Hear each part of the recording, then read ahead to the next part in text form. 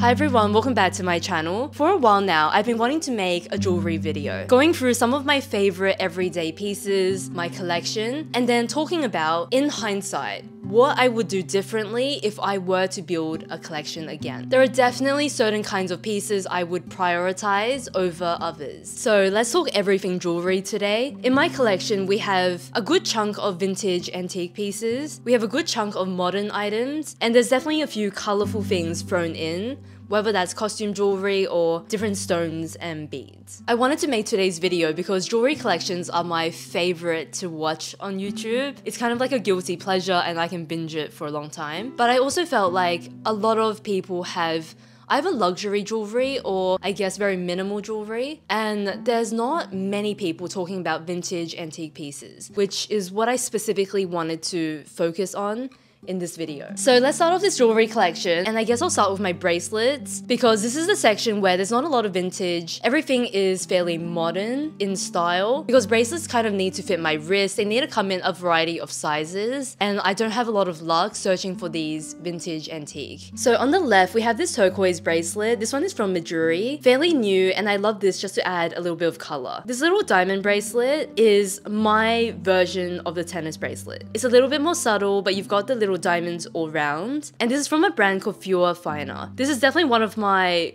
most extravagant jewelry pieces, but I don't really take this one off. This buckle bangle here is from David Yurman. I love the twist texture of this one. There's a decent amount of weight and chunkiness to it, and then very subtle little diamonds to give it a bit of sparkle. The bangle here is from the brand called Yearly Company. They specialize in bangles, and what I love about that is that they do it in so many sizes. They have a sizing system so you find the perfect one, and that honestly makes such a big difference to how often I want to wear a bangle. These are very dainty, but they do weigh about 5 grams. They're in 14 karat gold, and I've been wearing this one almost every single day for the last 6 months, 6 to 8 months. Most of the bracelets I'm wearing here are 14 karat. I feel like 14 karat is probably one of my favorites to go for. It's not as expensive as 18, but it's got the yellowness that I like from gold compared to sometimes a more rosier finish when I go for 9 to 10 karat. I absolutely love David Yurman. So in Australia, David Yurman is definitely not a brand we have. It's not a brand we really know of. I understand in the US it's very popular. I really love this cabling design, and I love it in both the silver and gold. The silver one I own is a little bit chunkier. I'll put the sizing on the screen. It's got the gold accents and then the blue, I think it's a topaz stone. I think this bracelet will look incredible as it wears, as it gets a little bit more oxidization. I'll usually swap in the silver when I want a more two-tone finish, whereas my daily bracelet would be the gold. You'll be able to see from time to time that the little diamond tennis bracelet does flip. So when I'm looking for bracelets, one of the biggest things I'm looking for is for the bracelet to look nice, no matter where it is. You'll see I don't have a lot of bracelets where there's a single stone and then the chain, because what happens is that the accent is never where I want it to be. It's always right at the bottom. This is one of my biggest considerations with bracelets. I like the motif to go all the way round, or I like a cuff or bangle that prevents it from turning. See how when I try to twist the cuff, it doesn't really turn? It means the detailing and the accent will always be sitting where I want it to be. The most interesting section of my jewelry collection are my charms. So let me go through this section next. I'll start with the charm I was wearing that I just took off. This is the newest piece in my collection. I got it from one of my favorite Etsy sellers. I'll put her name on the screen. Her curation is really beautiful. I mentioned in one of my recent newsletters, but a lot of lucky things have been happening to me relating to the number 13. So I knew there were these French 13 pendants.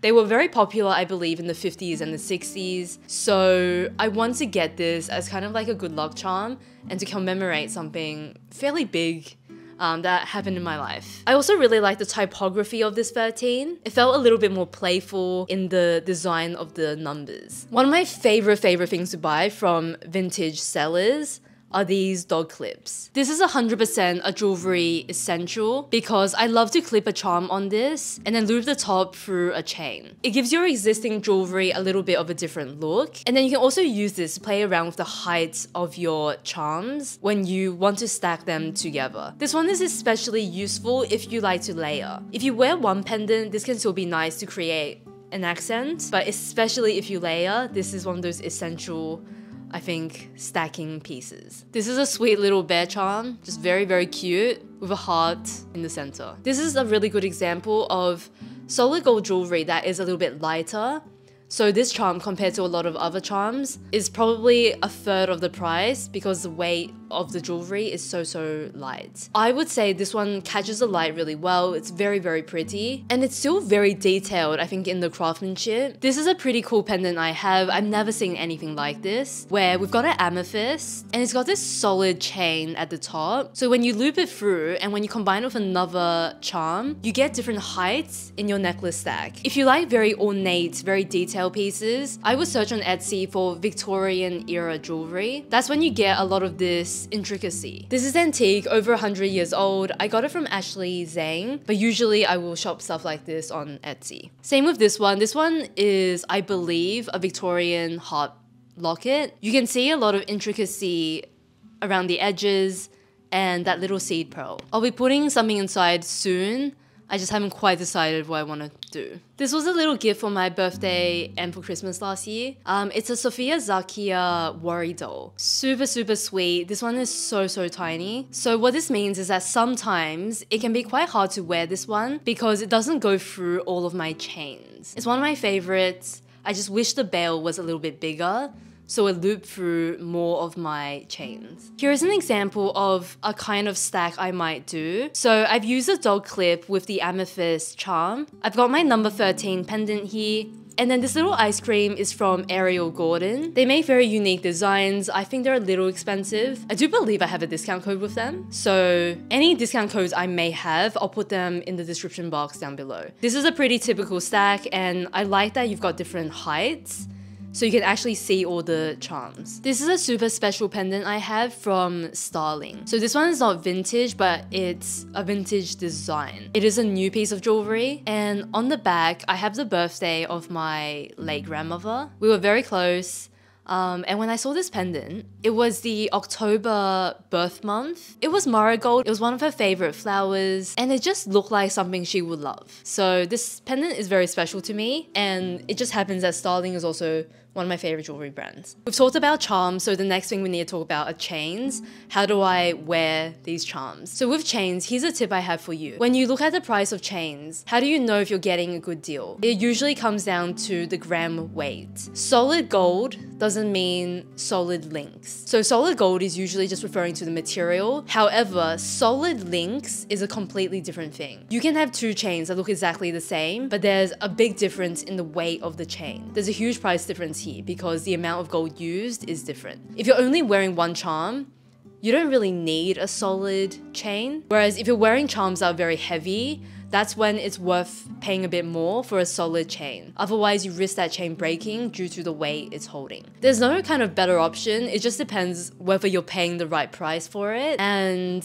how you wear your jewelry. This one I'm wearing is from an Etsy seller called Enjoy French Jewelry. I actually love this seller. I have this chain here, which is from a seller called Lily Coco. What I like about this chain is that you've got those amethyst beads on the chain. It creates a little bit more interest. It adds a bit of color, which I love. And then the other bonus is that it has a very big clasp here. So because of this clasp, you can actually attach charms to it. Sometimes a charm has a teeny tiny bail, and almost everything will go through this clasp. This next one was quite an extravagant purchase a while ago. It's a solid link chain from DD Rose, and it's got this dog clip on it. Something cool about this chain, to kind of justify a bit more, is that it's got those two clasps. So you can wear this chain in a lot of different ways. It's extremely versatile, and it's meant to replicate the antique watch chain. So those are becoming harder to find. They're usually quite short, in 14 inches or so, 14 to 16 inches. So this is kind of inspired by that Victorian watch chain. When it comes to chain lengths,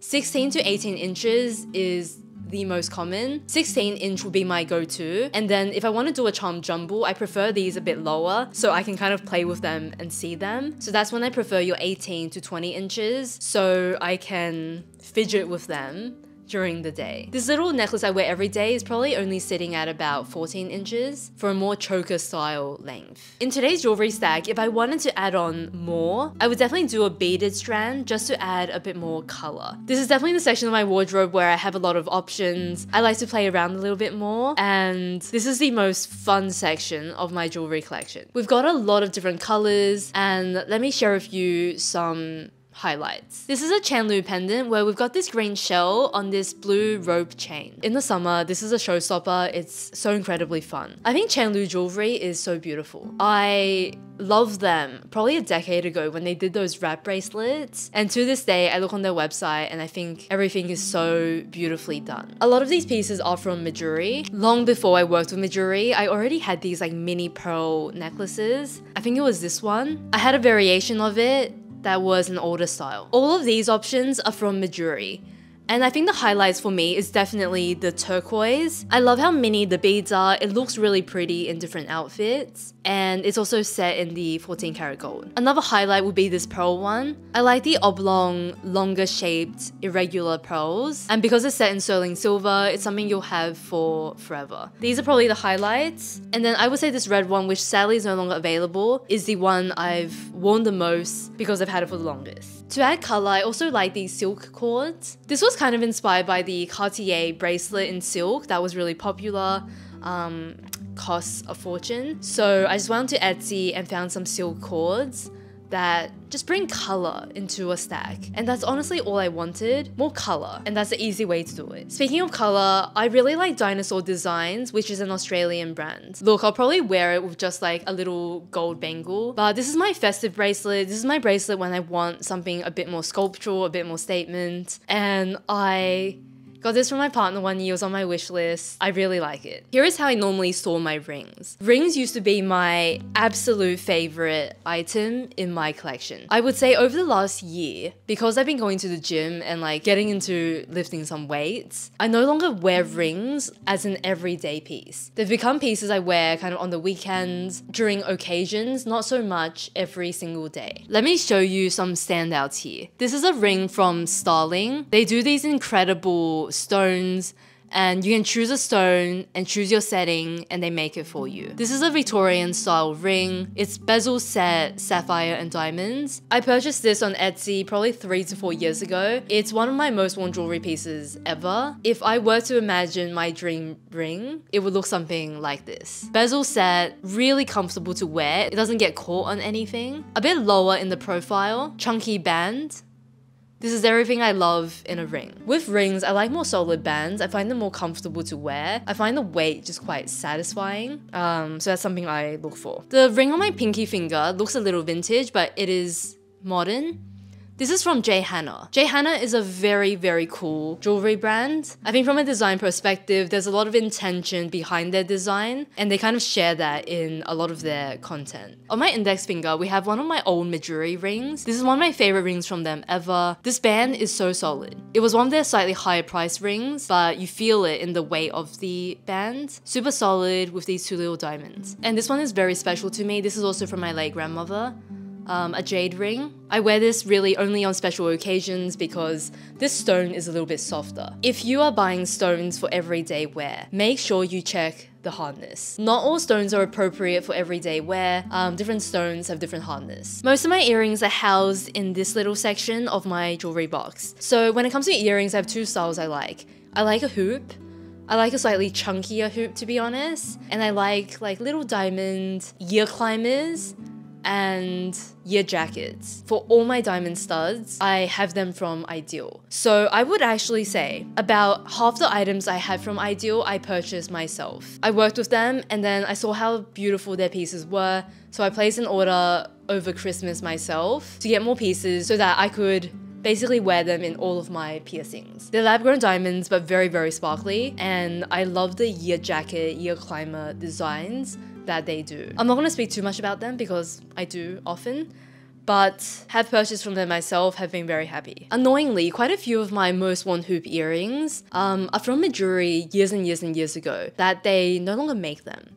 So they used to make this slightly larger hoop. I wear this all the time one of my go-to hoop styles. So recently, I considered upgrading to a pair of chunkier hoops, and in a lot of vintage designs from the 50s and 60s, they were such nice quality, but they're so heavy. So I was looking at the weight of the earrings because this is really important. They're so heavy. And this is one section in my jewelry box where I don't want it heavy and solid. I want them kind of hollow and light so I can wear them comfortably day to day. If you're wondering what weight to go for, I would say 5 grams or under per earring. I have these earrings from Pamela Card. I absolutely love them. They're for special occasions, but these are a little bit heavy. I think they're about 7 grams. And because of that, only for special occasions. Another one of my most worn hoops from Jewellery are these diamond pave ones. I wear the large size the most, just on my first piercing, and these have been in my collection for quite some time as well. As usual, I think my vintage antique pieces are my favorites though. So from Etsy, I found this little hoop with little garnets on it. It's the sweetest design. It's a little bit more rose gold than it is yellow gold, but I love the design. I love the intricateness of them. I've had these for a few years now, and I think I wear these probably the most. Now let's answer the final question. If I was starting this jewelry collection again, what would I prioritize? I guess let's start from the first item I would buy, and let's go through to maybe like number 10. The first 10 items. It sounds like a lot, but I guess it means like 1 or 2 items in each category. The first thing I would always buy would be earrings. Upgrading to solid gold earrings. I think something round is very appealing, so I'll go for a simple, slightly chunkier hoop. And I'll try to find some similar ones to give you an example. Second thing I would opt for is a chain. To manage the price, I would go for something a little bit thinner, but still solid. So solid in links. And then the slightly thinner size will mean that it looks dainty, it can be layered, can be worn alone. And then from there, I'll probably choose 2 charms. One of them will be a round pendant. A round, an oval, a geometric shaped pendant that you can wear every single day. And then the next charm I would do is a charm with a stone on it. So it can be something like the amethyst one I'm wearing. It can be like the ice cream one I'm wearing. Something that just adds a bit of color to your jewelry. You can wear it alone, you can wear it with your round pendant to create different looks. Next up will come my dog clip. I really love the dog clip. I think it's so versatile for your necklace situation. Necklace is sorted, let's move on to the wrist stack. I would start off with a bracelet that has the detail going all the way round. Something very dainty. Either just a chain. For example, I wore this Jewellery chain for like, I think a year or 2, and I never took it off. It can be just a chain that's sparkly and catches the light, or you can have one that has multiple stones or details that go all the way around. I would choose something very fine, something that is hard wearing, that you can wear every single day, and maybe don't even need to take off. Second bracelet I would do is a slightly chunkier cuff. This is a section where chunkier, more material, more expensive. So if you like mixed metals, I would do this in silver, so you can get that chunky look for a price that doesn't cost a fortune. And then the final piece for my wrist stack would be something in a color. So this can be a rope, this can be a cord, this can be a bead. It can be anything, but just a way to add a bit of color into the wrist stack. Lately, I really like this turquoise one, but anything that adds color. To be honest, as much as I like the turquoise one, you can also make this one yourself. We're up to 7, so I think the final 3 will all be rings. I would start off with something with a stone or with a statement detail. So in my case, it would be the bezel set ring with the sapphire and diamond. From there onwards, because this is a little chunkier, I would combine that with a different proportion. So I've gone for this very fine, daintier ring, and it has this nice ridge texture that I think works really well with the bezel set ring. What we prioritize is definitely going to be different, but I think always playing with a little bit of color, playing with a little bit of proportion makes for a very good stack. So that was my jewelry collection. Thank you so much for your time. I grew up with some jewelers in my extended family, so I've been learning about jewelry for a long time, and it's definitely one of the sections in my wardrobe that I love the most. I'll link to whatever I can in the description box down below. Favorite vintage stores, any discount codes I may have, it will all be down below. Thank you so much. Have an incredible week. I'll see you soon.